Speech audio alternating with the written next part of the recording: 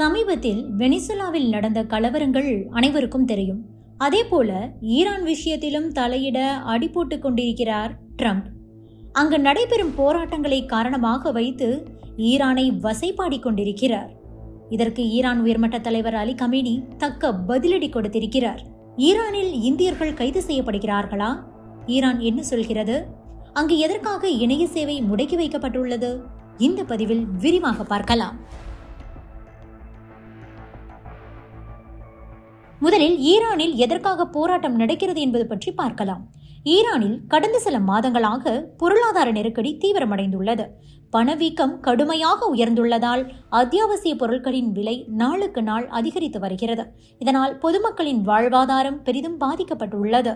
அன்றாட தேவைகளை கூட நிறைவேற்ற முடியாத சூழலில் மக்களிடையே கோபமும் அதிருப்தியும் அதிகரித்திருக்கிறது. இதன் விளைவாக கடந்த ஆண்டு டிசம்பர் மாத இறுதியிலிருந்து பல்வேறு நகரங்களிலும் கிராமங்களிலும் அரசுக்கு எதிராக அங்கு போராட்டங்கள் வெடித்தன. இந்த போராட்டங்கள் வெறும் பொருளாதார கோரிக்கையோடு மட்டும் நிற்கவில்லை.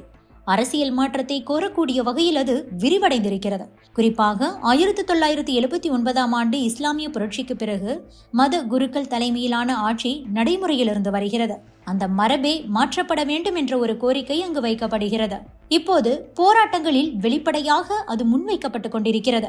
ஈரானின் 31 மாகாணங்களில் 22 மாகாணங்களில் மக்கள் போராட்டத்தில் ஈடுபட்டு வருவதாக தகவல்கள் வெளியாகி உள்ளது. போராட்டங்கள் தீவிரமடைந்ததை தொடர்ந்து ஈரான் அரசு இணைய சேவையை துண்டித்து தகவல் பரிமாற்றத்தையே கட்டுப்படுத்திவிட்டது.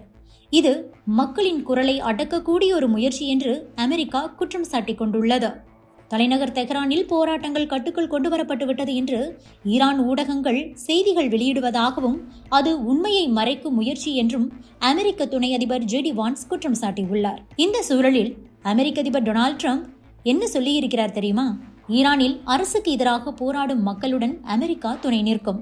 போராட்டக்காரர்கள் மீது ஈரான் படைகள் தாக்குதல் நடத்தினால் அமெரிக்கா களமிறங்கும். இவ்வாறு ட்ரம்ப் பேசியுள்ளார். இது ஈரான் அரசை கடும் கோபத்திற்கு உள்ளாக்கியிருக்கிறது. இதற்கு பதிலடியாக ஈரான் தலைமை மதகுரு அயதுல்லா அலி கமேனி தனது எக்ஸ் தளத்தில் ஒரு பதிவை போட்டிருக்கிறார். அதில் அவர் என்ன சொல்கிறார் என்றால், ஈரான் அரசு எதை செய்தாலும் போராட்டக்காரர்களுடன் சேர்ந்து கொள்வேன் என்று அமெரிக்க அதிபர் தெரிவித்துக் கொண்டிருக்கிறார். போராட்டக்காரர்கள் அவர் மீது நம்பிக்கை வைத்துள்ளதாக அவர் நினைக்கிறார். அவ்வளவு திறமையானவராக ட்ரம்ப் இருந்தால் அவர்தான் ஈரானை வழிநடத்தி பார்க்கட்டுமே என்று கமேனி கடுமையாக விமர்சித்துள்ளார். மேலும் ட்ரம்ப் தன்னுடைய ட்ரூத் சோஷியல் தளத்தில் என்ன சொல்லியிருக்கிறார் என்றால், ஈரான் முன்னெப்போதும் இல்லாத வகையில் சுதந்திரத்தை எதிர்நோக்கி இருக்கிறது. மக்களின் இந்த போராட்டத்திற்கு அமெரிக்கா உதவ தயாராக உள்ளது. ஈரானில் தீவிரவாதிகள் ஆதிக்கம் அதிகமாக உள்ளது. பழமைவாதிகளின் பிடியில் நாடு சிக்கி இருக்கிறது. ஈரானிடமிருந்து கச்சா எண்ணெய் வாங்கும் நாடுகளுக்கு கடுமையான வரி விதிக்கப்படும். மொத்தத்தில் ஈரான் தற்போது தனிமைப்படுத்தப்பட்டிருக்கிறது. இவ்வாறு தன்னுடைய ட்ரூத் சோஷியல் தளத்தில் தொடர்ந்து ட்ரம்ப் தன்னுடைய கருத்துக்களை தெரிவித்துக் கொண்டே இருக்கிறார். அமெரிக்க வெளியுறவுத்துறை செயலாளர் மார்க் ரூபியோ என்ன சொல்லியிருந்தார் என்றால், அமெரிக்கா ஈரானின் துணிச்சலான மக்களுக்கு ஆதரவளிக்கிறது. அவர் இப்படி சொல்ல ட்ரம்ப் இதை மேற்கோள் காட்டி, ரூபியோ நன்றாக சொன்னீர்கள். ஒபாமா நிர்வாகத்தை போல இந்த முறை ஈரானின் அயதுல்லாவுக்கும் அவரது மதவாத நாஜி அடியாட்களுக்கும் எதிராக அமெரிக்கா உறுதியாக நிற்கும். சிறந்த வாழ்க்கைக்காக போராடும் ஈரானிய மக்களுக்கு ஆதரவாக அமெரிக்கா நிற்கும். அமெரிக்க வெளியுறவுத்துறை செயலாளர் மார்க் ரூபியோ என்ன சொல்லியிருந்தார் என்றால், அமெரிக்கா ஈரானின் துணிச்சலான மக்களோடு எப்போதும் ஆதரவாக நிற்கும் என்று கூறியிருந்தார். இதை மேற்கோள் காட்டி ட்ரம்ப் கட்சியைச் சேர்ந்த செனட்டர் லின்சே கிரஹாம் என்ன சொல்லியிருந்தார் என்றால், ரூபியோ நீங்கள் சரியாக சொன்னீர்கள். அயதுல்லா அலி கமேனிக்கும் அவரது மதவாத நாஜி அடியாட்களுக்கும் எதிராக அமெரிக்கா உறுதியாக நிற்கும். சிறந்த வாழ்க்கைக்காக போராடும் ஈரானிய மக்களுக்கு ஆதரவாக அமெரிக்கா நிற்கும் என்று தன்னுடைய பதிலை சொல்லியிருந்தார். இந்த பதிவை ட்ரம்ப் ஷேர் செய்திருந்தார். ஆக அமெரிக்காவில் இருக்கும் ஒவ்வொரு தலைவரும் தொடர்ந்து ஈரான் மீது குற்றச்சாட்டுக்களை முன்வைத்துக் கொண்டிருக்கிறார்கள். ஈரானுக்கு உதவுவோம் என கூறுகிறார்கள்.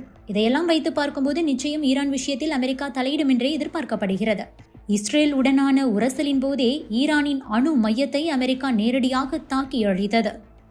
இதற்கு எதிராக இஸ்ரேல் மீதும் மத்திய கிழக்கில் உள்ள அமெரிக்க படைகள் மீதும் ஈரான் கடுமையாக தாக்குதலையும் நடத்தியிருந்தது. இருந்தாலும் அமெரிக்கா விடுவதாக இல்லை. ஈரானில் என்ன நடந்தாலும் அதில் மூக்கை நுழைத்துக் கொண்டிருக்கிறது. இதற்கிடையேதான் ஈரானிலிருந்து ஒரு தகவல் வெளியாகி உள்ளது. அங்கு 6 இந்தியர்கள் கைது செய்யப்பட்டதாக செய்தி வெளியானது. அதாவது 10 ஆப்கன் நாட்டை சேர்ந்தவர்கள், 6 இந்தியர்கள் என மொத்தம் 16 வெளிநாட்டவர்கள் கைது செய்யப்பட்டிருப்பதாக சமூக வலைதளங்களில் செய்திகள் வெளியானது. ஈரானில் கணிசமான அளவு இந்தியர்கள் வசித்து வரும் நிலையில் இந்த தகவல் அச்சத்தை ஏற்படுத்துவதாக இருந்தது. இருப்பினும் இது ஒரு பொய்யான தகவல் என்று சொல்லி ஈரான் அரசு இந்த தகவலை திட்டவட்டமாக நிராகரித்திருக்கிறது. தற்போது வரை ஈரான் முழுவதும் நடந்து வரும் போராட்டங்களால் குறைந்தது 544 பேர் உயிரிழந்திருப்பதாக சமூக ஆர்வலர்கள் தெரிவித்துள்ளனர். பலர் இறந்திருக்கலாம் என அஞ்சப்படுகிறது. உயிரிழந்தோரில் 496 பேர் போராட்டக்காரர்கள், 48 பேர் பாதுகாப்பு படையினர் எனவும் தகவல் வெளியாகியிருக்கிறது. இருப்பினும் உயிரிழப்புகள் குறித்து ஈரான் அதிகாரப்பூர்வமான அறிவிப்பு எதையும் இதுவரை வெளியிடவில்லை. இதுபோக கடந்த 2 வாரங்களாக ஈரானில் நடக்கும் போராட்டங்களில் சுமார் 10,600க்கும் மேற்பட்டோர் தடுத்து வைக்கப்பட்டுள்ளதாக கூறப்படுகிறது. அதற்கடுத்ததாக ஈரானில் இணைய சேவையும் துண்டிக்கப்பட்டிருக்கிறது, முடக்கப்பட்டிருக்கிறது. இதனால் அங்கு உண்மையில் எந்த மாதிரியான நிலைமை இருக்கிறது என்பதை வெளிநாடுகள் கண்டறிவதில் சிக்கல் ஏற்பட்டிருக்கிறது. அதேபோல அங்கு இணைய சேவையை முடக்குவதால் ஈரான் பாதுகாப்பு படையின் அடக்குமுறைகள் மறைக்கப்படலாம் என சர்வதேச நாடுகள் கவலை தெரிவித்து வருகிறது. அதே நேரம் இணைய தடையை தாண்டியும் கூட ஈரான் நாட்டிலிருந்து சில போராட்ட வீடியோக்கள் சமூக வலைதளங்களில் பரவிக்கொண்டுதான் இருக்கிறது. இவை ஸ்டார்லிங்க் செயற்கைக்கோள் இணைய சேவை மூலம் இணையத்தில் பதிவிடப்பட்டதாக தெரிகிறது. இந்த நிலையில்தான் ஸ்டார்லிங்க் இணைய சேவையையும் ஈரான் முடக்குகிறது. இதுதான் தற்போதைய அப்டேட். இனி அடுத்தடுத்து ஈரான் தொடர்பான தகவல்களை தொடர்ந்து பார்க்கலாம். Subscribe to One India and never miss an update.